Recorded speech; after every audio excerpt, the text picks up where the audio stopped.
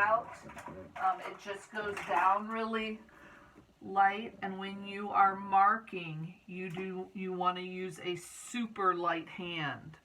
Okay, so to get that line across, you might not have a ruler that's long enough. So I usually use just a similar piece of paper,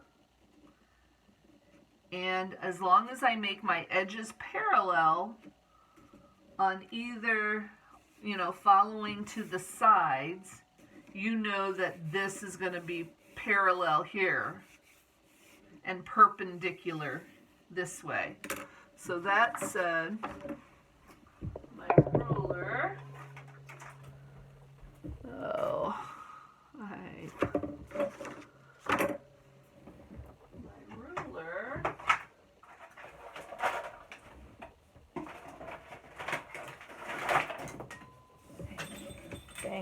dang. Okay. My ruler, my measure for that with my ruler is 3.5 inches. No, I think it's 3 1/4. And you make a little tick.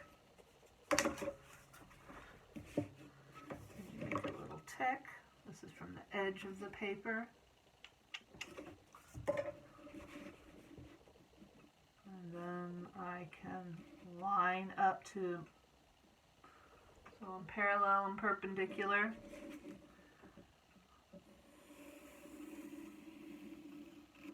Just a refreshing tip when you're using a ruler and you're measuring,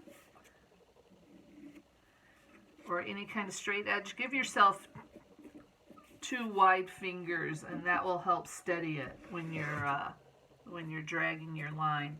When you're dragging your line, you see I am barely putting any pressure on that. And so that will assure you that you can erase that line. Okay, so that said, I have my 3 squares of 5.5 by 5.5. You really can't see it that well because it's white on white, but it's there. And I'm going to measure it. And just float that around till I get it pretty darn good. Okay. So you can work that way. Make a tick, make your tick marks. Now this is probably the least precise way. And so, but it does get it done when you have maybe you don't have a long edge ruler, or maybe you just want to have some guidelines for a hand-drawn border. That's fine. You can work it this way. Okay. And then I would take my ruler and connect those lines. My good ruler, I don't know where my good ruler is. And so forth. Again, dragging my pencil line, not making a heavy mark. It should all be able to be erased. Okay, not perfect. I would want to true that up. Okay, so that would play out, and you can get your squares down pretty easily. This is my preferred method right here. I would start off by measuring, getting your ruler, and you would measure. I have the measures you can see right here. 1/2 inch, and then we have the panel. 5.5 inches. You want to have a 1/4 inch space. Then, so make a tick and a tick, and then another 5.5 inches. Then make another 1/4 inch space, another 5.5 inches, and another 1/2 inch. Okay, you would lay those tick marks down. Do it again up here. Okay. All right, so you would do that again, make your tick marks, and then I would suggest you're going to start off with your 1/2 inch right here. You're going to mark that in. You're going to mark that in right along there, this whole guideline. From there, you are going to measure 3 1/4 inch so that you have even borders from the sides. Okay, so measuring 3 1/4, 3 1/4, and then you're going to put down this guideline. Same thing up here, 3 1/4. Double measure it, 1 point and 2 point, and then you'll get a nice parallel line. Okay, you're going to mark that. All right, so somewhere you marked this set. So once you have this parallel line and this parallel line set so that your inside is 5 1/2, then you can come in and just kind of block those in. Now, I have darkened all my guidelines, and so what happens often when you are doing this, you can overmark or get eraser lines, or there's a lot of things that you can do. Keep your measures that can kind of mar your paper. So usually I use one piece of paper to make a template. I make this, right? And I can have my triptych. I can make all my adjustments, as many mistakes as I want, and still have room to correct it. That way I can ensure that my spaces are even. I'm not going to, like, here I've double measured before I made it truly parallel. You know, I have some corrections. All right, so I'm going to show you this great trick.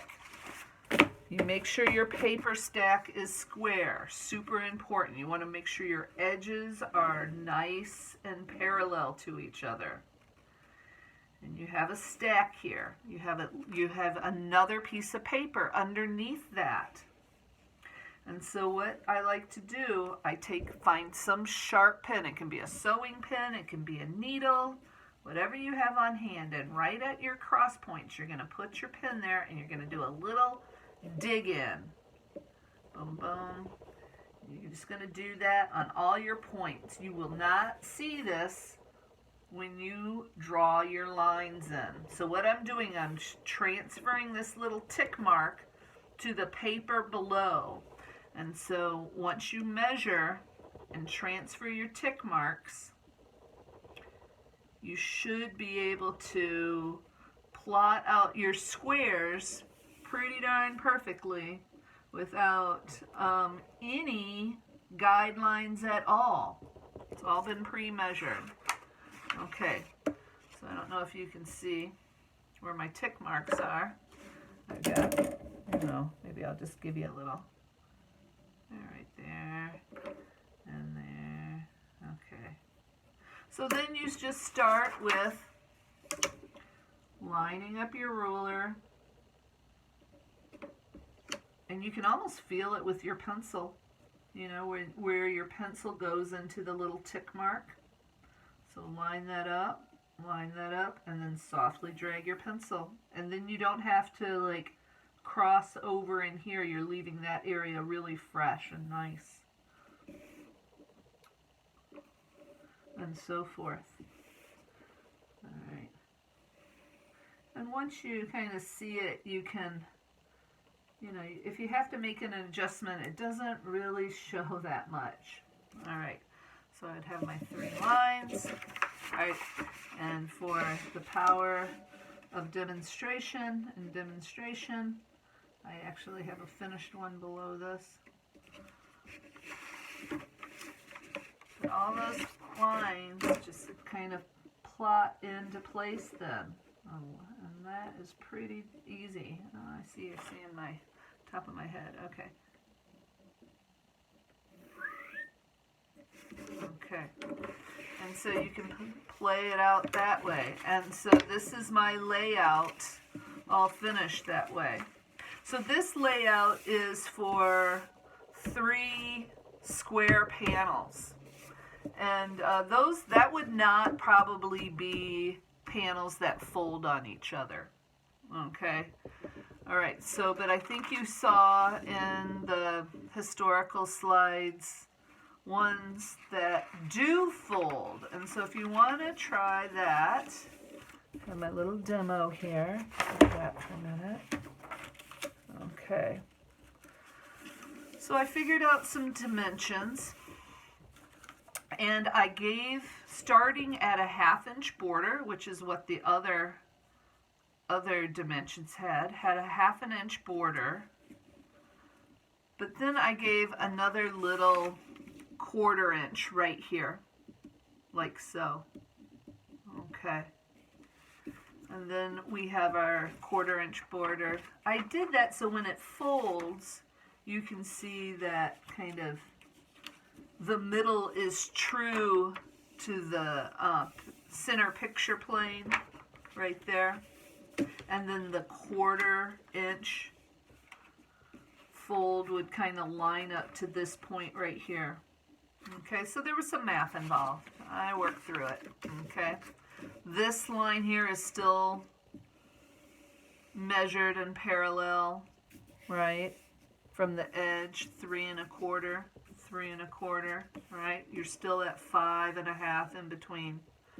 All right, so I'm plotting that out. But now I'm measuring 5/8 from the edge, or you could think of it as another 1/8 to your 1/2 inch border. Sorry, I don't mean to confuse the interior border. Measure out 4 inches, then a 1/4 inch, then 8 1/4, then a 1/4 inch, and then 4. And then if everything is plotted out well, you'll have your 5/8 even here with your, your 1/8 right here to your 1/2 inch. I think yep. So, yeah, I think I have to correct that. That's an 8. Done. Okay. 1/8 right here. Okay. So again, that's one if you want to do kind of the more traditional triptych, it would stand like something like that. Okay. But our goal is to get it all on one piece of paper. Now I did that same trick where I lined up my paper and I did some dots through the paper. Once I got it measured, I did tick mark going through. Again, making sure my edges are lined up. Boom, boom. And then I was able to plot out my points and then draw my squares. Okay. So that is 3 approaches. This is like 1/4 panels that fold into 3 panels. 1/4 or division, however you think of that. Okay, this is 3 even panels. And then I kind of showed that you can also measure out 5 1/2 by 5 1/2, put down a center line, and kind of work like that. Make your measures from a center line if you have your 5 1/2 inch square. Okay. Again, our goal is to get it on our 3 measured, well-presented squares onto your one piece of paper. And that is your goal. That is your task for today. So by the end of tonight, you should have that posted as your classwork. Alrighty, that's it. Thank you.